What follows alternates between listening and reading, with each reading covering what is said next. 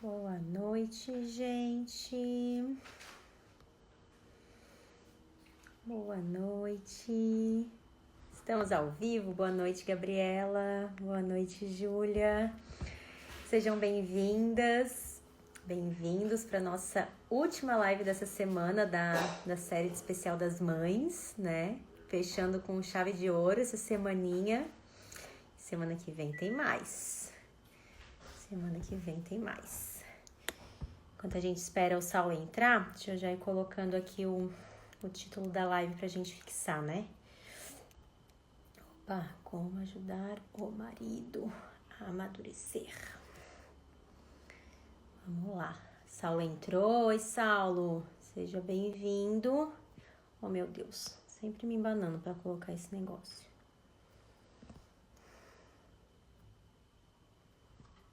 Prontinho. Tô aqui, gente. Tô aqui. Virou a câmera, mas tô aqui. Saulo, você solicita aí o convite? Deixa eu ver se eu consigo te... consigo te convidar, eu acho também. Deixa eu te colocar. Oi, gente, sejam bem-vindos! Coisa boa estar aqui com vocês de novo. Oi, Saulo! Oi, querido! Seja Olá, boa bem-vindo! noite. Tudo bom com você? Tudo bem, Larissa? Tudo tranquilo, Tudo graças bem. a Deus. Aqui também, graças a Deus.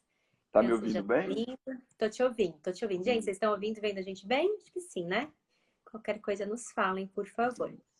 Então, vão entrando, sejam bem-vindos. O Instagram vai aí notificando todo mundo.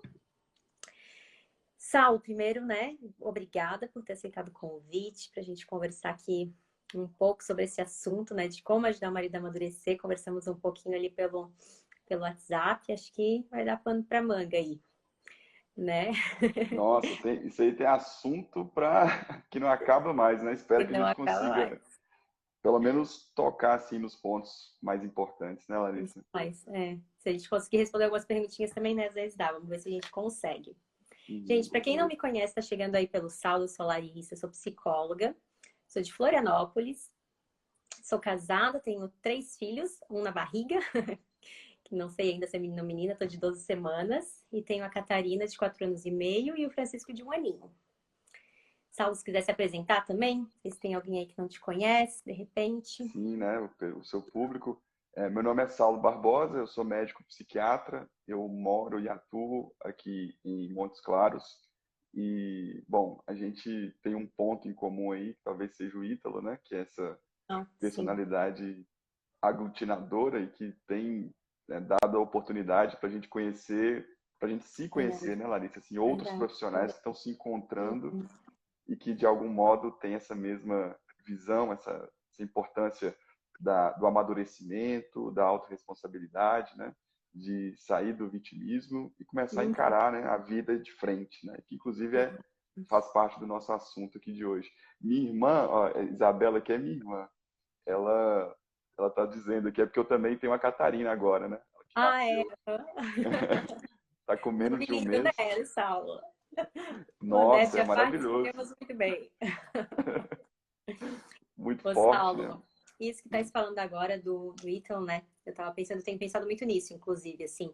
Eu acho que não só de nos conhecermos, né? De aproximar tantas pessoas, mas até do próprio Instagram, né? Porque não sei tu, não sei se já fazes esse trabalho antes, assim, mas eu e acredito que muitas pessoas também só foram ter coragem, só foram cogitar, pensar nessa possibilidade depois também, né? De ir conhecendo o trabalho dele.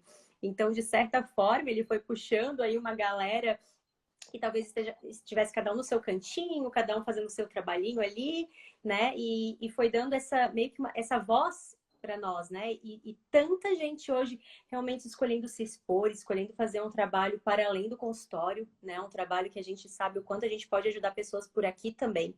E isso é maravilhoso, que a gente foi descobrindo, eu acho mesmo, o assim, a versatilidade do nosso trabalho, né? O quantas coisas a gente pode fazer pelas pessoas através do Instagram, das redes sociais e através daqui também conhecer tantos outros colegas de profissão, né? Que talvez se não fosse pelas redes sociais, talvez a gente também não se conhecesse.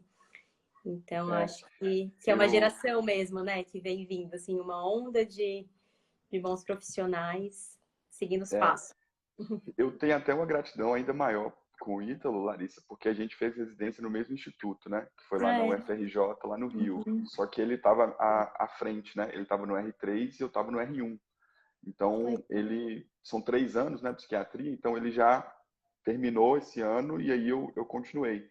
Mas ele me marcou muito e depois, no segundo ano da residência, eu estava meio em conflito, porque eu fui fazer o optativo de psicanálise, né, porque rapidamente eu percebi que como psiquiatra eu não podia ficar restrito às medicações e essa concepção biologicista, assim, né, estritamente biológica do ser humano. Então eu falei, eu preciso de recurso de psicoterapia. Fiz um ano de psicanálise lá, de optativo, e aquilo me chocou muito. Achei assim muito limitado, né? Assim, principalmente quando a gente pensa na complexidade do que é o ser humano. E eu mandei uma mensagem para o Ítalo, que já havia saído da residência. E aí ele me mandou uma mensagem gigante, assim, e foi muito atencioso comigo, né? E essa mensagem depois eu fui perceber, né, quando eu fiz o curso presencial dele, que já era como se fosse o esqueleto do curso presencial, Olha, né, com que, toda aquela que, base antropológica, mais as camadas da personalidade, né, que também tem a ver com o nosso tema de hoje. que legal, Saulo, que legal. Tu estavas falando, eu estava pensando, nossa, como ele marcou os nossos caminhos, assim, tentando também não me prolongar para a gente entrar logo no assunto, mas não sei se tu sabes, eu era concursada, eu era funcionária pública aqui em Floripa, trabalhava na prefeitura do município, né? E quando eu fiz o curso dele, daí tive a oportunidade também de conversar um pouco, né, trocar umas ideias, contei um pouco para ele os dilemas que eu tava, assim, né, de se sair ou não, começando a querer clinicar, ele me incentivou demais a sair, ia começar a clinicar, ia fazer o Instagram, né, enfim, me incentivou muito com isso, assim. Então, acredito também que se não tivesse passado, provavelmente eu estava lá no meu cargo público, nossa, num caminho completamente diferente do que eu tenho hoje, assim. E ainda estava conversando com meu marido ontem sobre isso. É impressionante ver a mudança, né? Como as coisas podem ir mudando tanto e como eu me sinto realizada hoje, mesmo essa coisa de encontrar o seu propósito, né? De encontrar o seu Sim, caminho, assim, a sua vocação, o que eu tenho que fazer, qual que é o meu dever. E eu acho que além de tudo, estamos rasgando uma seda pro Ítalo, né? Mas merece também. Além de tudo, o que a gente já falou, ainda esse instrumento de nos ajudar a encontrar também a nossa vocação, o nosso lugar no mundo, né? Pelo visto, ele teve esse papel para nós dois também. com Então, certeza. realmente é. E eu acho que a gente já pode até pegar o primeiro ponto, Larissa, que eu pensei, que é como o ser humano, por ser pessoa, ele precisa enxergar uma outra pessoa que tenha virtudes atualizadas no seu ser para que isso o mova, para que isso abra no nosso peito aquela concepção de que é possível melhorar. Essa pessoa que existe aqui, ela conseguiu atualizar potências, atualizou virtudes, e eu não tenho que ter inveja dela, eu não tenho que ter. O fato dele ser melhor do que eu não me diminui de modo algum. Na verdade, abre no meu peito a possibilidade, né? Poxa, tem como você ser melhor. Né? No meu caso, por exemplo, né? Assim como ele, psiquiatra, você psicóloga, também atua nesse mesmo ramo que é assim, o adoecimento da alma, adoecimento psíquico que está tão presente hoje em dia, ele abriu em mim essa possibilidade. Olha, cara, você não precisa ser igual aos outros psiquiatras, você não precisa ficar restrito à medicação. Você pode fazer uso delas sem que elas façam uso de você e domine completamente a sua prática, né? Então, indo para o nosso tema aí de como ajudar o marido a amadurecer, a primeira coisa que eu tinha pensado, Larissa, a primeira frase assim foi assim, ó: dois imaturos não fazem um maduro. Ah, Então, uhum. se você está aí com seu marido, com seu namorado imaturo, o primeiro ponto que a gente tem que entender é que você não pode ter respostas imaturas, respostas igualmente imaturas. Porque se isso acontecer, vocês dois vão ficar retroalimentando um ciclo de imaturidade. Né? E o imaturo, ele tem por característica responder apenas a estímulos positivos, né? Se o outro faz por mim, então eu faço. Se o outro não faz por mim, então isso me paralisa, eu também não faço. E aí fica aquela disputa, aquela briguinha, né? Eu percebo muito isso. Você também, eu sei que atende casais, né? Que às vezes quando você marca. No início da minha carreira, quando eu atendia casais, na primeira sessão, eu já colocava os dois juntos. Aí rapidamente eu percebi que isso não ia dar muito certo, porque acabava ficando se tornando ali uma disputa na minha frente. E esse casal de maturos, né, eles estavam esperando que eu me posicionasse para dizer quem era o certo, né? Assim, o terapeuta enquanto o juiz para dizer quem é que está certo. Então, aí depois eu passei a colocar um de cada vez e fazer um Ah, é? caminho, Olha só. fazer um caminho individual primeiro, e aí quando eu Uhum. percebia que havia uma evolução, né, quando eu percebo que há uma evolução de amadurecimento, eu falo, pronto, agora a gente pode ter uma sessão com os dois juntos, que já não vai ser mais essa briga. Então, o primeiro passo é esse. Talvez o pessoal ficou atraído assim, a como ajudar o marido a amadurecer, mas a primeira coisa que eu digo aqui é olhe honestamente para você. Como está a sua personalidade? Como está o seu processo de amadurecimento? Porque dois imaturos não vão fazer um relacionamento maduro. Então, você vai ter que fazer esse primeiro movimento. Você vai ter que investir na sua maturidade para que você consiga deixar de responder imaturamente às ações dele, que, né, possivelmente são ações imaturas realmente. E que você, se a gente entrar nesse conceito raso de justiça, né, no sentido de, então se ele fez isso comigo, agora eu tenho o direito de revidar na mesma moeda. Só que quando a gente está falando em termos de relacionamento, a gente entende que sejam duas pessoas que buscam um bem em comum. Então você não está ali com essa mentalidade de disputa, né? De ele fez comigo, agora eu vou devolver na mesma moeda, né? Então o primeiro passo seria isso: pensar em você, em como você está no caminho da maturidade, para que você, sendo uma presença madura ali dentro de casa, você consiga inspirá-lo, como a gente estava falando aqui do Ítalo, né? A presença do Ítalo nos inspirou a nos mover, né? Então, que no casamento também seja dessa mesma forma. Perfeito, Sal. Estão perguntando aqui, eu vou aproveitar para responder. Que horas começou? Foi 9h30, acabou de começar. Podem acompanhar com a gente. E Uhum. perguntaram também se vai ficar salva. A minha intenção é que fique salva. Pretendo, né, deixar 24 horas e depois colocar para o YouTube. Mas nem sempre dá, né? Vocês sabem que às vezes o Instagram dá uns pau dele aí e a gente não consegue salvar. Então, dentro do possível, tentem ficar ao vivo para garantir, porque a gente nunca tem essa certeza absoluta. Saulo, isso que estavas falando, né, da maturidade, meu Deus, da pessoa madura ser essa pessoa que puxa, né? Eu vejo a maturidade muito como um imã mesmo, né? É um imã. Quando a gente convive com uma pessoa madura, a gente se sente naturalmente impulsionado a amadurecer, inclinado a amadurecer. A gente vê, é aquilo que tu fala assim, a gente vê que é possível. A gente vê que é possível não ser refém das nossas tendências, não ser escravo do nosso temperamento, dos nossos defeitos, né? A gente vê que é possível ser diferente, ser melhor. A gente começa a enxergar o nosso potencial, né? Se o outro pode, por que que eu não posso também? Então, essa é uma das grandes maravilhas mesmo do amadurecimento, assim, né? Nós somos seres relacionais, nós somos seres que precisam da relação. E é justamente, e até eu acho que o Ítalo fala muito isso também, que não é verdade que é todo mundo igual, no mesmo nível, assim, não. É claro que existem pessoas mais inteligentes que outras, mais maduras que outras, né? E isso é uma maravilha, na verdade, porque se a gente pode conviver com essas diferenças, a gente também pode se tornar pessoas melhores, né? Imagina só se fosse todo mundo no mesmo nível de maturidade, de inteligência, de bondade, como cresceríamos, como a gente se desenvolveria nesse sentido. Seria provavelmente impossível.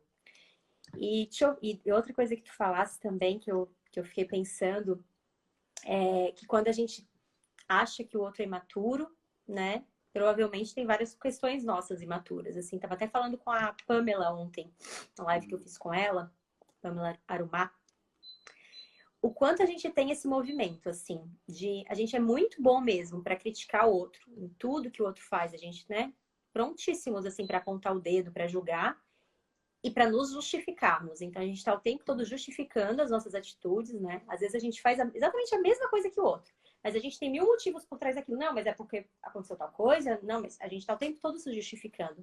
E a gente tem uma incapacidade de justificar o outro, de imaginar que talvez por aquela atitude do outro tinha uma boa intenção por trás. Não foi por mal, né? Foi sem querer. A gente não consegue nem pensar nessa possibilidade. Assim, a gente sempre vê com maldade mesmo, vê com crítica, com julgamento, né? E imagina só se a gente fizesse um movimento inverso. Imagina só se a gente começasse a justificar mais o outro, a presumir boa intenção das atitudes do outro, né? E a julgarmos, avaliarmos no sentido não assim ruim de ficar também a gente, sabe, super se cobrando, mas no sentido da gente avaliar mesmo as nossas atitudes, vendo o que a gente pode melhorar, no que não foi legal, né? Imagina se fosse inverso, o quanto a gente não cresceria muito mais, né? Então, isso de a gente acha que o outro é imaturo, que o outro precisa mudar, mil coisas. Olha, provavelmente deve ter mesmo. Mas o que que eu tenho que mudar nisso tudo também, né? Eu falo muito isso aqui também, e sempre que eu falo gera um pouco de polêmica, assim, no meu Instagram. Que a gente sempre tem uma parcela em tudo, em todas as coisas, assim, todos os conflitos, em todas as brigas entre o casal, eu sempre tenho a minha parte daquilo. Né? Se um não quer, dois não brigam, coisa meio básica, assim. Se alguma coisa tá ruim ali, alguma responsabilidade naquilo eu tenho. Então, não é o outro sempre 100% errado e eu 100% certa. E às vezes a gente parece, nos nossos relacionamentos, um pouco juízes, assim, né? A gente tá o tempo todo tentando encontrar quem é o certo e o errado da história. E muitas vezes pouco importa que se dane quem é o certo e quem é o errado. Na verdade, ali é o que nos faria crescer, o que nos faria melhorar, é cada um mesmo conseguir perceber o que poderia fazer diferente, né? Exato. Poxa, ele tá assim, ele tá, sei lá, grosso, não sei o quê, tá várias coisas que estão me incomodando. Tá, travou? Saulo, Não, eu tô aqui. tu tá aqui? Eu travei? Não, tô aqui também. Não, tá ótimo. Ficou com o círculozinho do teu. Se o outro tá grosso ou tá qualquer outra coisa que tá me incomodando, ele tem, não é justificar o outro também no sentido de, coitadinho, não faz nada. Não, claro, ele poderia ter milhões de outras formas de reagir. Mas eu também devo estar fazendo alguma coisa que está gerando aquilo, né? Se eu tivesse a pessoa mais maravilhosa do mundo, provavelmente não estaria reagindo daquela forma. Então, sempre tem todos esses lados, né? E se a gente se preocupasse, gastasse mais a nossa energia olhando para as nossas responsabilidades ali naquele relacionamento, provavelmente a gente, né, não teria tantos problemas. Então, Isso. acho que isso é um ponto bem importante também da gente refletir um Ô, pouco, né? Larissa, e o Ortega, né, tá que o Ítalo cita muito, ele diz Uhum. que as nossas, primeiro ele considera o ser humano como uma criatura amorosa, sendo o amor a principal atitude ou o principal aferidor da qualidade de uma alma, né? Ele chega a Uhum. dizer que assim como se ama, se é.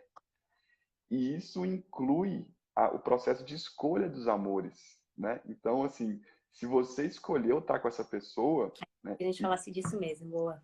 isso diz muito a seu respeito, né? Então, se Uhum. você escolheu essa pessoa, então isso diz muito sobre você. Outra característica do imaturo é isso que você disse. O imaturo ele é muito reativo, né? Então, assim, toda reação, na verdade, você está deixando a pena que escreve a sua biografia na mão do outro. Então, a reação, ela condiciona a escrita da sua biografia a outra, a terceira pessoa. Então, na verdade, o processo, como você bem disse, deveria ser o contrário, né? Com a ação que o outro fez a mim, o que eu escolho fazer com ela. Então, eu tento desconectar a minha atitude a simplesmente uma reação superficial àquilo que o outro me fez. Eu tenho que tentar ter esse olhar mais. Eu sempre digo para algumas pessoas que tendem a ser mais reativas, para elas tentarem enxergar a cena como se elas fossem um terceiro, como se elas estivessem assistindo um filme, né? Então, assim, ela sai da primeira pessoa e ela está observando a troca de palavras. E para onde, né, que essa cena contaria o quê? Essa cena me ensinaria o quê? O que esse casal, agora interagindo, está me mostrando? Então, isso é ter uma concepção mais narrativa da vida, né? Que é um tema que a gente fala muito também, de entender como a narrativa, porque toda narrativa, obrigatoriamente, ela pede um sentido. Então, não é simplesmente uma interação qualquer, aleatória, entre dois bichos, né? Nós estamos falando de seres humanos, nós estamos falando de Uhum. pessoas. E, obrigatoriamente também, a narrativa, ao pedir o sentido, ela exige de nós uma hierarquia de valores, sendo que no topo desses valores estão os valores inegociáveis. Então, em amor ao valor, isso move a minha ação, o que inclui um olhar benevolente para o imaturo. Porque eu não estou dentro de um relacionamento, e aí depois acho até interessante a gente fazer a diferença entre namoro e casamento, mas falando do Uhum. casamento, o casamento certamente não é uma disputa. Eu acho que isso é um veneno tão grande que está na mente das pessoas, essa concepção da relação homem e mulher como uma Uhum. disputa, Uhum. como uma luta, né? A gente O entende feminismo muito essa. trouxe isso muito pra gente, eu acho, né? Isso. Só. O feminismo, ele é luta de classes aplicada a gênero, né? Então ele pega Uhum. ali o marxismo, né, e joga isso para a relação, colocando o opressor e oprimido não mais como o empresário, né, que detém os meios de produção, versus o operário lá, o funcionário, mas ele pega e joga isso para mulher e homem como sendo o homem o opressor, né? Embora existam de fato situações pontuais em que haja opressão, mas você, a partir do exemplo ruim, dizer que a instituição casamento é uma instituição opressora, você já está tendo um olhar ideológico em cima da realidade maravilhosa que o casamento pode ser, né? O casamento pode te elevar enquanto pessoa até nas camadas da personalidade mesmo. Eu vi a live que você fez com o Ítalo, foi maravilhosa, né? Falando disso, das camadas e do relacionamento, né? E quanto o Ítalo falou uma coisa muito importante, que o casamento ele é uma matriz de sétima camada, que te eleva mesmo. Para você conseguir ir bem no casamento, idealmente você deveria No estar ao mínimo. menos na sétima, né? Mas se você não estiver, e que talvez seja o caso de muitas pessoas, que tal utilizar o que o casamento exige de você como uma estrutura que pode provocar o amadurecimento, né? Eu sempre digo isso. O casamento, ele pode ser aquilo que revela o pior de cada pessoa, se entrar nessa mentalidade de disputa, de entrar nessa mentalidade assim de quem está certo, quem está errado. Aí o casal, por exemplo, pode fazer algo muito imaturo, que é sair compartilhando intimidades com qualquer um e buscando um veredito externo, assim, de amigos, por exemplo, de pessoas que não têm esse olhar amoroso para o casal.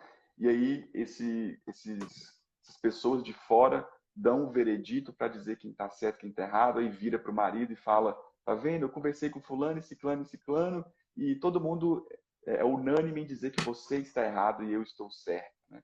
Então, olha que nível de imaturidade, né?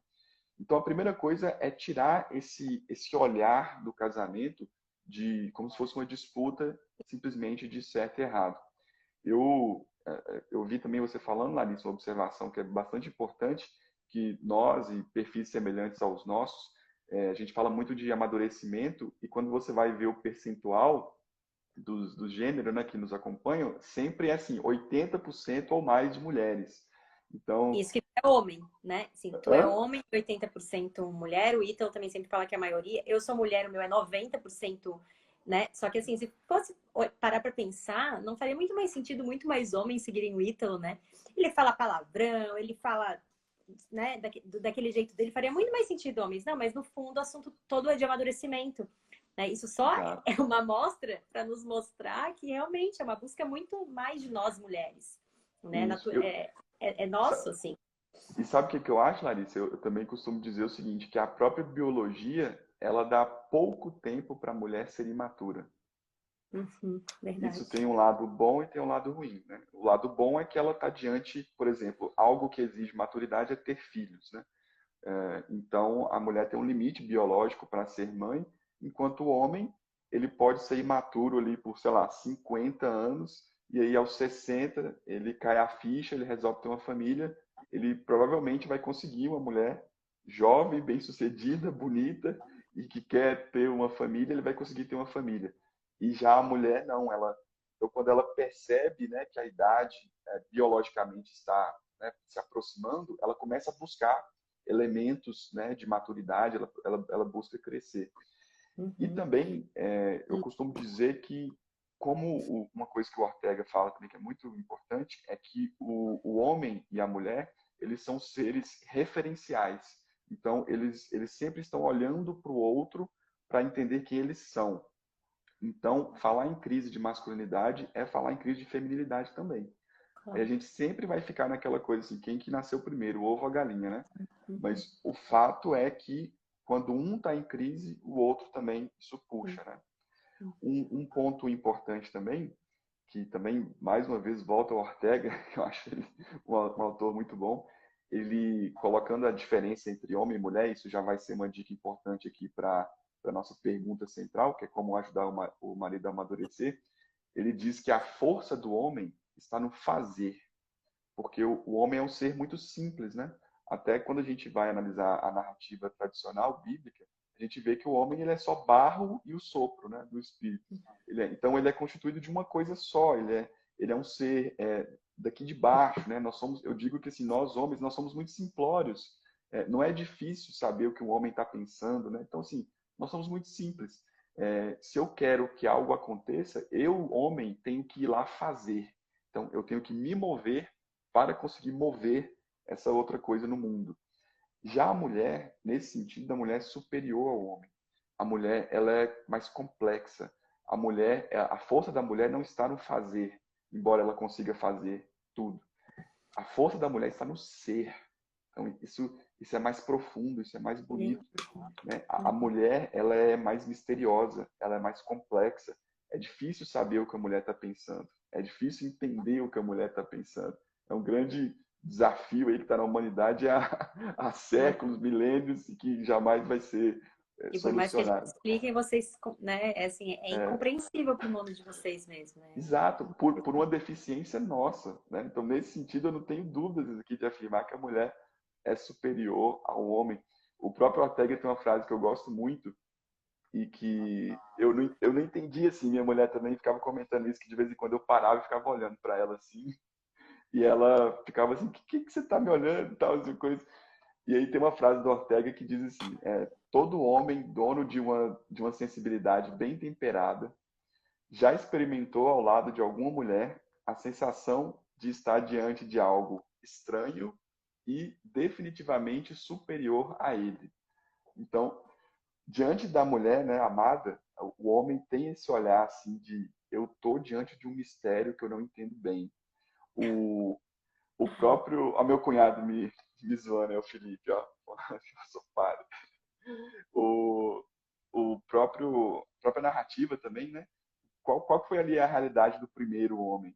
Ele trabalhou o dia inteiro, ele via que cada animal tinha seu par e ele não tinha par, e ele foi dormir cansado. E no outro dia ele acorda e tem um outro ser que o completa e que ele não sabe de onde veio exatamente, né? Então, arquetipicamente, a mulher tem essa característica superior de ser o ser e o homem tem essa característica de ser o fazer. De modo que se o homem quer que algo aconteça, ele vai lá e faz, ele empurra, ele aplica a sua força, a sua capacidade à coisa. A mulher, o ideal da mulher não é por aí. A mulher, a grande força da mulher é ser inspiração, porque ela é o ser, né? Ela conquista o homem com um olhar. Uma, eu sempre falo isso, uma mulher num local que tem vários homens olhando para ela, um olhar dela, uma jogada de cabelo dela, ela põe os 50 homens para brigar entre si, para ver quem que vai conquistá-la, assim, né? Então, a mulher, é, ela é o motor imóvel, ou seja, isso é até uma característica divina, né? Deus é o ser que não precisa se mover para que coisas aconteçam. Nesse sentido, quem tem essa característica divina não é o homem, é a Uhum. mulher. A mulher tem essa característica. Então, hoje, não sei qual é a sua experiência em relação a isso, Larissa, se você também, como mulher, pode me dizer, se talvez as mulheres não tenham descido do ser para o fazer, e aí o homem, ao perceber que agora a mulher Querendo faz, se igualar ao homem, né? aí ela desceu, né? Ela saiu do ser e foi para o fazer. O homem que estava no fazer falou assim: já que ela está fazendo, eu não faço nada. Aí, aí ele se rebaixou e virou. O que Sim. que virou o homem moderno? É um cara assim, paradão, que faz só o básico, que às vezes nem trabalha, às vezes a mulher que está ali sustentando o cara, e isso não Eu sempre incomoda o vou ficar cara. admirada da queixa de mulheres com os homens que não saem do videogame, que não saem, né? Pra mim, essa é tipo, cara, sério mesmo. Tipo, é inacreditável. imaginar isso. Inacreditável. E E é é muito exatamente o que frequente, você né, está no falando, consultório. né? Homens que quase são nadas, né? Que quase são nadas, assim. Exato. E Uma aí realidade as muito mulheres triste. ficam desesperadas, assim, Saulo, o que que eu faço com meu marido? Isso é um absurdo e tal, tal, tal. Então, é esse que é o ponto. Aí a gente pode entrar em como modificar isso, né? Mas seria interessante que a mulher ela retomasse a grande força da mulher e ela fosse essa inspiração. Uhum. Porque quando ela tenta ir para o empurrar o homem, na verdade, ela está indo para uma posição masculina também. E aí o que vai acontecer é o famoso Carlão, né? Não sei se você já viu a Andréa Lid fala muito disso, o Uhum. próprio Ítalo falou muito disso também, né? E aí o que acontece? Ela vira outro homem dentro de casa. Então, assim, ficam dois homens brigando, porque homem junto, o pessoal vai saber disso também. Homem, quando fica muito tempo junto, o embate, vai para o embate, vai para a rusga, né? Então, acaba que a coisa não dá muito resultado. Então, Perfeito. né, a mulher tentando ocupar essa posição de inspiração, ela pode reacender no homem essa posição de ele ir pro embate, né? Ele sair desse sofá e ir fazer Sim. alguma coisa, né? Por ela. Nossa, inversão de papéis mesmo, né? Claro, se a gente fica tentando ocupar um outro papel, se a gente deixa de querer ser quem somos, né? Quem devemos ser, enfim, cumprir os nossos chamados, assim, é claro que as coisas vão ficar todas muito confusas. Quando tu falasse ali das 12 camadas, né? Que no casamento a gente deveria estar pelo menos na sétima, para quem não sabe o que a gente está falando, a sétima, bom, as camadas da personalidade seria um processo, uma descrição de um processo natural de amadurecimento que nós, seres humanos, deveríamos passar da primeira à 12ª camada. A sétima é a camada do eu faço o que eu tenho que fazer, eu faço o que eu preciso fazer, o que a vida me pede, o que os outros esperam de mim, né? E daí muita gente pode pensar, não, eu faço isso. Não, mas às vezes a gente faz assim muito, esperando muita coisa em troca, ou se não tem a recompensa que a gente precisa, a gente sofre demais. Então, é o fazer o que tem que fazer tranquilamente, assim, né? Com a maturidade disso, própria disso mesmo. E se a gente tá numa realidade que a gente fala bastante, né? De que a maioria das pessoas estão presas na quarta camada, e o que é a quarta camada? É a camada do afeto, da necessidade de validação afetiva, né, de se sentir amado o tempo todo. Se a gente para pensar nisso, assim, a sensação assim, é que se explica muita coisa mesmo, né? Imagina só um casamento de duas pessoas que estão na quarta camada. Se Nossa, ambos estão querendo aprovação o tempo todo, se ambos estão querendo se sentir amados o tempo todo, é realmente o que a gente falou no início, é um casamento de duas pessoas extremamente imaturas, é claro que isso vai dar muito problema, né? É claro que isso vai dar muito problema no casamento, na relação. Na quinta camada, né, que é o disputar o seu poder, colocar o seu poder no mundo. Imagina só um casamento de duas pessoas na quinta camada, brigarada que não é isso, né? Então, assim, realmente, no momento que a gente identifica que a gente está nessa imaturidade mesmo, que no final das contas, e eu acho que é isso que tem a ver também, né? Que no final das contas, o casamento, o amor, e a gente pode falar de casamento como sinônimo de amor mesmo, né? Pensando em amor, se amor é o compromisso, se amor é a decisão e tudo mais, o casamento não deixa de ser isso também.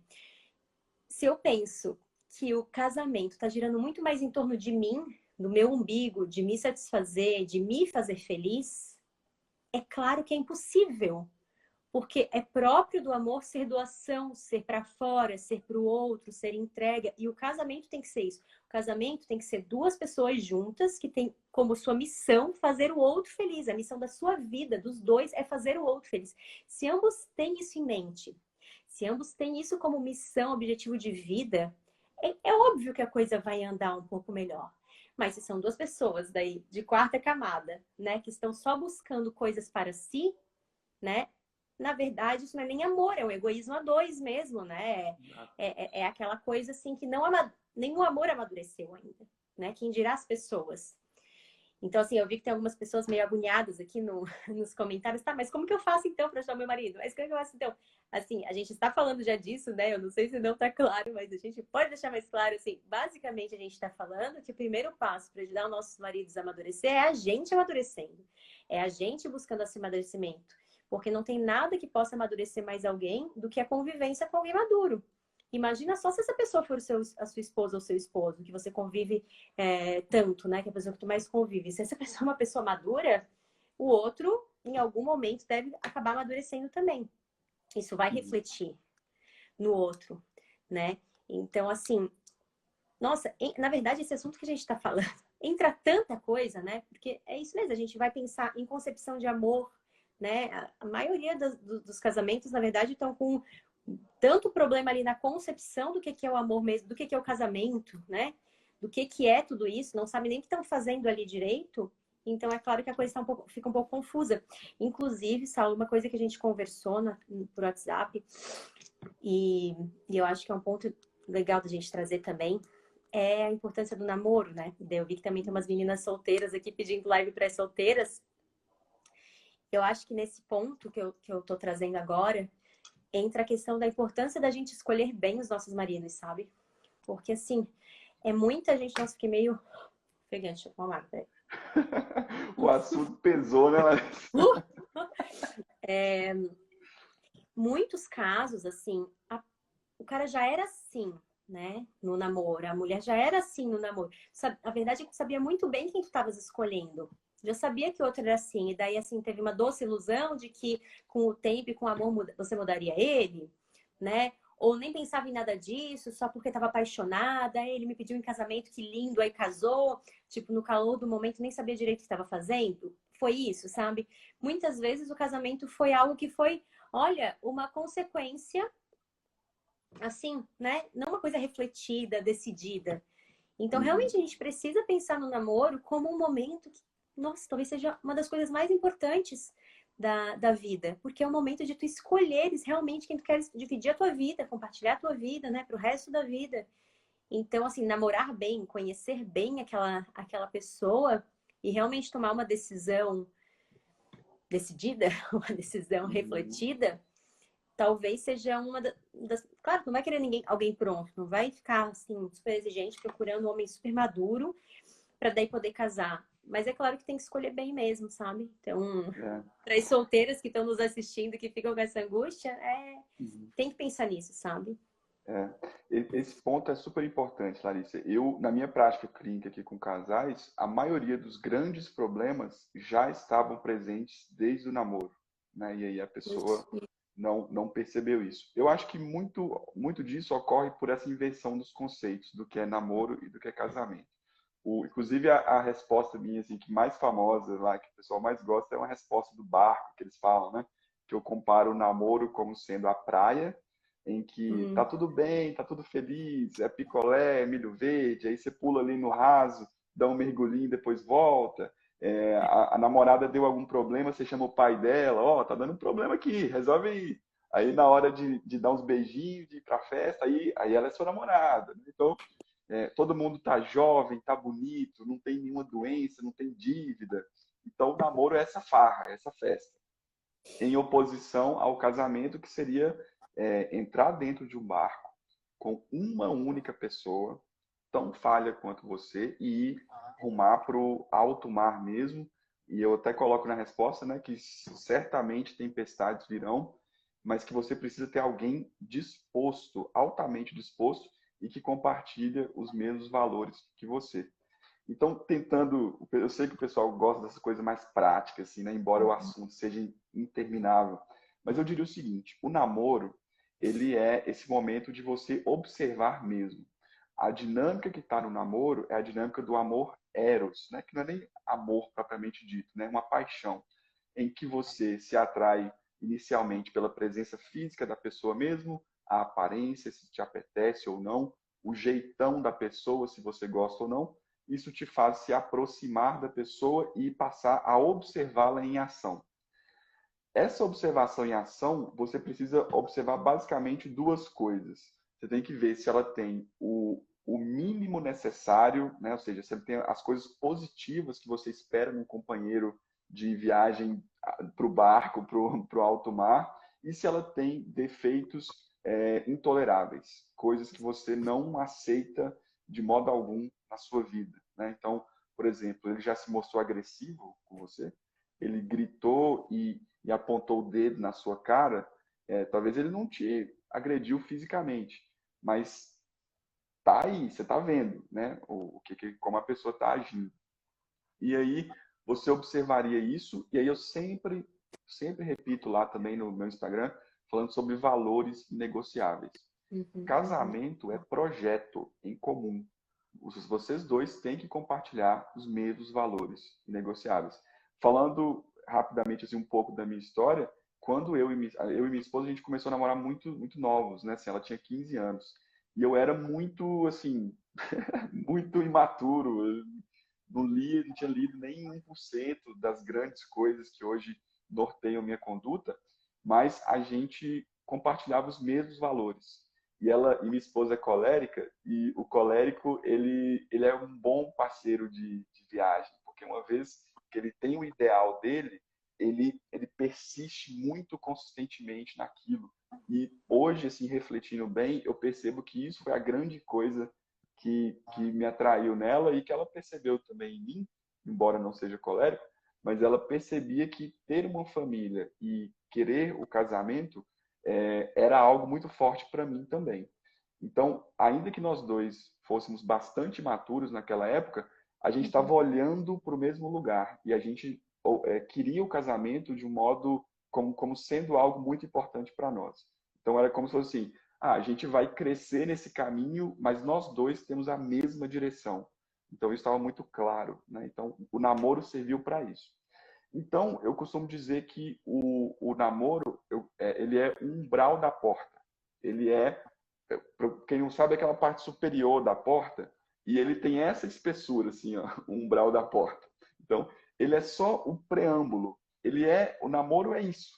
O namoro não tem esse peso enorme que as pessoas confundem hoje, Larissa, que elas acham assim, que casamento é prisão. Casamento não tem liberdade. Casamento não tem amor. As pessoas ficam juntas porque foram obrigadas pela igreja ou pelas leis, etc. Então, essa é a concepção que as pessoas Game têm over. hoje, né? E o namoro não. O namoro é liberdade.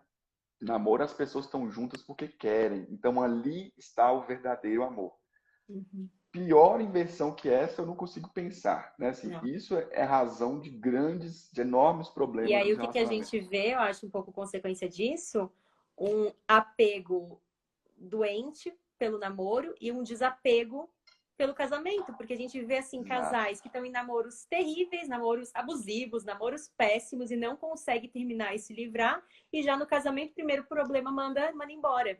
Então assim, é uma Perfeito. inversão completa mesmo Perfeito. das duas, Então, né? se a pessoa quer ajudar o marido a amadurecer, ela tem que entender o que é namoro e ela tem que entender o que é casamento. Então, namoro, gente, é umbral da porta. Você está olhando para a casa e você está vendo se você quer entrar ou não. Se essa casa tem condições Uhum, de te uhum. abrigar. Agora, uma vez tendo decidido, então vamos supor que os maturos casaram aí e já estão juntos agora. Aí a pessoa fala assim: ah, Saulo, agora imaturo eu vou separar. Não, né? Calma, calma. Então, os dois Inclusive, quartos camada. exatamente. Então, assim, inclusive, ser fiel à palavra dada é uma característica de pessoas maduras. Ser fiel no momento em que você não está recebendo algo bom, né, é uma característica de pessoas maduras. Apenas pessoas maduras conseguem se manter persistentes em situações adversas. Então, talvez você, mulher aí, que é a maioria do nosso público, talvez você já esteja na sétima camada, né?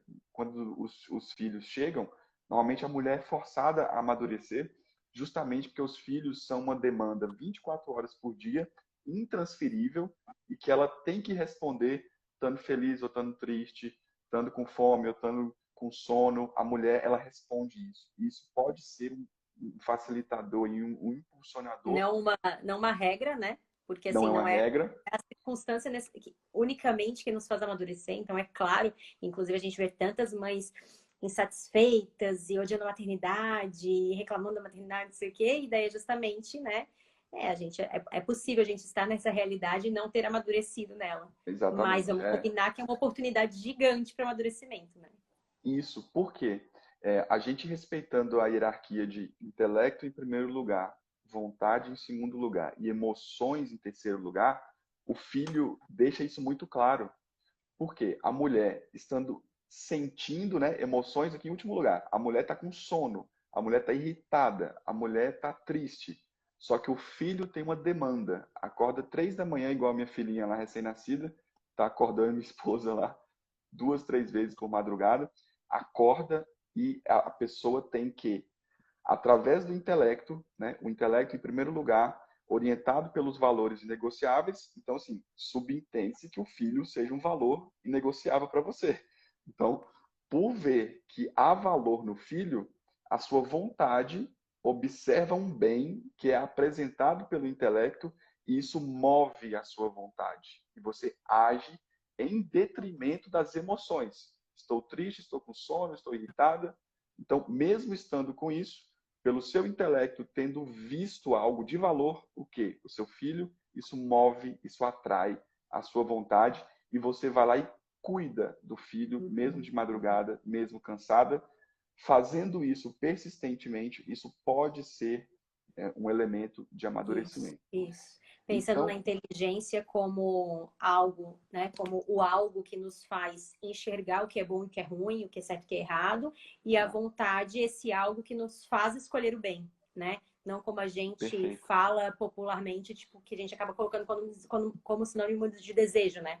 Ah, eu tô com vontade de ficar o dia inteiro na cama, né? Não é essa vontade que o Saulo tá falando, ele tá falando da vontade, né? Componente psicológico mesmo, componente aí que nos Isso, a faz, a faculdade vontade é o que humana. nos faz ir além da nossa vontade, digamos assim, Exato, exato. né? Sempre, Saulo, uma sempre. galera falando aqui que querem live só sobre namoro. Hoje vamos parar de falar de namoro, a gente vai marcar outra depois para falar só de namoro, porque esse assunto dá 300 lives, né? De namoro.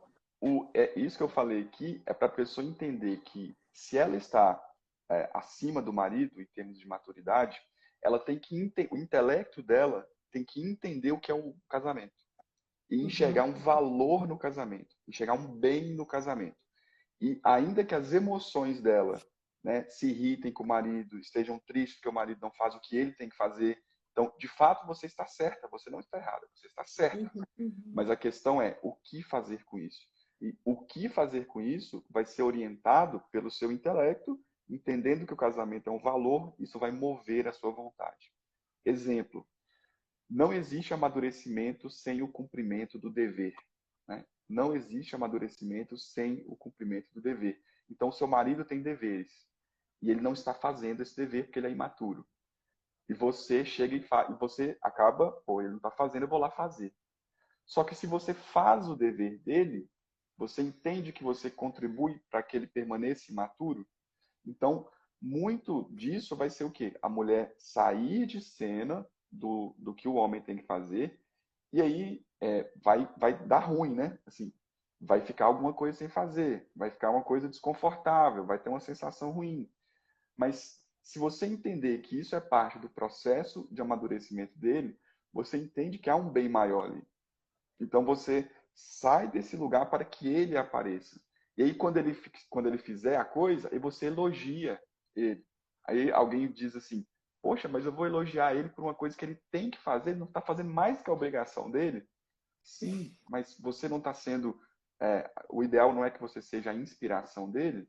E se você entende que ele é imaturo, você não entende que você pode ser uma força que acaba o movendo. Quando a nossa filha faz um desenho lá que não está tão bonito e ela te mostra, você vira e fala assim: nossa, que ridículo esse desenho. Tipo assim, não, você não faz E isso. você não gostaria, né, também de ter sido elogiada por algo que era tua obrigação, né? É a Exato. coisa da gente aprender a se colocar no lugar do outro nas situações também, né? Isso. O que que eu gostaria no lugar dele? O que que no lugar dele, né, se fosse o contrário, o que que seria bom para mim que me ajudaria a crescer, a amadurecer? Né? Não adianta a Exato. gente também ficar irritado com o outro. Claro, gente, a gente fica, né? A gente tá aqui falando tudo isso, mas é claro que o Saulo tem os problemas dele no relacionamento dele, eu tenho os meus. É claro que as dificuldades existem e fazem parte. Não é a coisa mais fácil do mundo. É óbvio que várias vezes a gente não vai conseguir também. Mas assim, o que que é o certo? O que que a gente tem que buscar e almejar? É tentar, assim, agir com sabedoria também. O que que eu posso fazer aqui que realmente vai ajudar em alguma coisa? Porque só surtar com o outro, só se estressar, só explodir, a gente sabe que não vai chegar em lugar nenhum, né? E esse Exato. amor que a gente fala, o Saulo falou alguma coisa nesse sentido também, que eu acho que é um olhar que nos ajuda muito, assim, né? Pensar no amor como muitas vezes, assim, quando a gente olha para o outro, né? E a gente só tá enxergando os defeitos do outro, a gente só tá enxergando a imaturidade, a gente só, nossa, ele é um bosta, né? A gente às vezes está assim, só consegue enxergar dessa forma. Sempre gosto de pensar nessa hora assim, será que o problema é com o outro ou é comigo? Porque ninguém tem só defeitos. Nenhuma pessoa, nem a pior pessoa do mundo tem só defeitos. Todo mundo tem defeitos e qualidades. Se eu não tô conseguindo enxergar as qualidades do meu marido, que por algum motivo eu escolhi estar com ele, o problema tá nele ou tá em mim, que não tô Sim, conseguindo enxergar isso. Que de certa forma eu tô com uma venda nos meus olhos, né? E não tô conseguindo ver. Então, de certa forma, o meu olhar, a minha visão, meu amor para ele parou só no que eu tô vendo. Eu não tô mais conseguindo enxergar quem ele é de verdade, porque ele não é só aquilo que eu tô julgando. E pior, eu não tô conseguindo atravessá-lo e ver aonde ele pode chegar, né? E isso é próprio do amor e é esse olhar de caridade mesmo, assim, que a gente tem que ter com os nossos esposos, né? Que são as pessoas mais importantes da nossa vida. Se a gente não for amá-los assim, a gente vai amar quem, né? exato. De olhar e ver quem ele verdadeiramente é, com as suas mazelas, com as suas coisas boas, com tudo, mas ver também aonde ele pode chegar. E é justamente esse olhar que atravessa e vê todo o potencial dele que pode nos ajudar. E assim, a gente está falando assim porque a gente está fazendo uma live principalmente para as mulheres, mas é óbvio que tudo que a gente está falando é invertido também, né? Os homens Claro. também vão fazer esse olhar para ajudar as suas esposas a alcançarem tudo aquilo que elas podem ser, Isso. né? E essa é justamente a diferença entre namoro e casamento. No namoro, ainda existe a dinâmica do amor eros, que é justamente aquele da troca, é justamente aquele da superficialidade. Entrou no barco, meu amigo, aí esse amor tem que amadurecer para esse amor que a Larissa está falando, que é o amor que não enxerga só o que a pessoa é hoje, mas o que ela pode ser, e mais do que isso, você ser um agente de realização no outro. Então, o fato de você estar na vida do outro pode causar uma melhora nele. Agora, isso tem que ter um contexto. A gente está deixando isso bem Sim, claro, né? Porque jogar isso para o namoro, quando a sim. pessoa não assumiu um Aí é eu compromisso, achar que eu vou casar com outro e depois eu mudo, né? exatamente, né? Não, assim, eu tenho que casar pensando que ele pode não mudar nada nunca. Eu tenho que casar Isso, aceitando ele exatamente como ele é. Porque garantia de que vai mudar, a gente não tem nenhuma, né? E não dá exato, depois de dizer que eu não sabia, né? Eu aceito a pessoa como ela é. Mas ao mesmo tempo, né, eu vou ajudar ela a melhorar. É claro, eu quero pra ela o quê? Eu quero pra ela o céu, eu quero pra ela o melhor que há, né? Eu não quero que ela fique na mediocridade do agora, assim. exato. Saulo, algumas pessoas perguntaram aqui já, eu vi em alguns momentos já, assim, perguntarem se a maturidade tem a ver com idade, se é fisiológico ou é comportamental. Então, tudo que a gente está falando, né, primeiro, não é necessariamente relacionado com idade, tanto que a gente vê tantos casamentos imaturos aí, e muito menos fisiológico. É justamente esse comportamento, tanto que o Saulo estava muito bem falando ali, que a gente se colocando nessas situações, então se colocando nas situações de cumprir o seu dever e não reclamar, de, né, cumprindo todas esses sinais de maturidade, assim, esses comportamentos de maturidade, a gente vai aos poucos se tornando mais maduros também. Então, o processo de amadurecimento, ele é um processo que exige esforço. A gente não amadurece Perfeito. naturalmente. Tanto que eu posso ser mãe, que talvez seja uma das realidades que mais exige amadurecimento, e não me tornar madura. E não me tornar Exato, madura. Não é algo de fora para dentro, né? É algo realmente é um processo interno e que exige muito esforço. Muito exato. esforço. Eu até fiz eu estou fazendo uma série de videozinhos curtos, Larissa, aí eu estava falando sobre a inveja, né? Aí eu coloquei inveja e natureza humana. E ao falar da natureza humana, assim, no vídeo eu falei o seguinte, que a inveja, ela é a tristeza pelo bem no outro, né? Você enxerga um bem no outro e você fica triste. Mas o que te mantém, isso gera um sentimento de inferioridade. Mas o que te mantém inferior não é o fato do outro possuir um bem, mas o fato de você ser invejoso, porque o invejoso não chega para o outro e pergunta: poxa, como que você chegou aí? Como você aprendeu isso? Como você conquistou isso, né? E aí, por não fazer isso, você não conquista a coisa. Aí Uhum. alguém me mandou uma pergunta falando assim: mas isso não seria forçado? Tipo assim, eu chegar lá e elogiar a pessoa e Boa. tal. Aí eu peguei e virei e falei Bom assim: ponto. o que há de bom na sua vida e que não foi necessário esforço, né? Tudo que há de bom em nós foi fruto de esforço. Mesmo uma pessoa que tem um dom para música, por exemplo, ela foi obrigada a sentar lá no piano e ficar horas e horas estudando e aperfeiçoando esse dom. Então, para essa pessoa que pergunta se o amadurecimento é fisiológico ou natural, eu diria que não, né? A gente compartilha essa visão de que a natureza humana é uma natureza caída, que a gente tem más inclinações e que a gente tem que ir forçando mesmo, inclusive a palavra virtude vem de virtus, que literalmente significa força. Então a gente tem que forçar mesmo um comportamento bom e à medida que a gente vai agindo assim, isso vai se integrando na nossa personalidade, no nosso caráter, isso vai moldando o nosso caráter de modo que ao longo desse processo a coisa vai ficando mais fácil, digamos assim. Mas o início do Nossa, processo perfeito que eu tenho é o desse ponto. início, é força mesmo, é se esforçar, não vai ser fácil. Nada disso que a gente está falando aqui que tem que fazer pelo outro, nada disso é fácil. Nossa, Muitas como eu vezes chega a gosto. doer. Muitas Isso. vezes chega a doer. Ô, Saulo, esse ponto que tu trouxe é muito importante, porque é muito essa mentalidade que a gente tem hoje, assim, né? A gente tem uma... Tá na moda achar que a gente tem que ser eu mesma, eu tenho que ser autêntica, eu tenho que ser espontânea. Mesmo que isso signifique ser mal educada, né? Ser egoísta, ser tantas coisas, assim, que toda essa autenticidade às vezes significa. Então, assim, tá, eu posso ser assim. Mas se eu quero ser uma pessoa madura, se eu quero ser uma pessoa de caráter, se eu quero, né, me desenvolver assim enquanto ser humano, não vai ser possível, não vai dar, né? Exatamente. Assim, e aí entra o se forçar, e que para muitas pessoas às vezes soa estranho, soa falso, só que Uhum. qualquer mudança de hábito é isso, né? Se eu vou entrar numa dieta, vai ser falso no início, vai ser forçado. Tu tá odiando comer aquela salada, tu queria estar comendo outra coisa, no início é forçado. Mas não é para um bem maior, não é para uma coisa mais importante ou objetivo que tu queres. Por que que com o nosso comportamento, com as nossas relações vai ser diferente?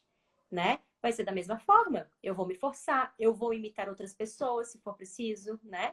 Eu vou imitar inspirações aí. Porque, assim, a gente tem que aprender com os erros dos outros e aprender com os acertos dos outros também. Se eu vejo que uma pessoa faz algo que é bom, por que que eu não posso imitar isso nela? Né? Claro, Os santos estão aí para isso, inclusive, né? Nessa aula. exatamente. Então é justamente isso. E a beleza disso tudo, a beleza desse se esforçar, desse forçar, é que vai tornando natural, como qualquer hábito, qualquer coisa que a gente quer mudar na nossa vida, qualquer vício, né? Que é aí os hábitos ruins que a gente quer tirar. A gente vai ter que começar com hábitos bons, com comportamentos bons, que vão gerar hábitos bons e que daí vão virar virtudes também.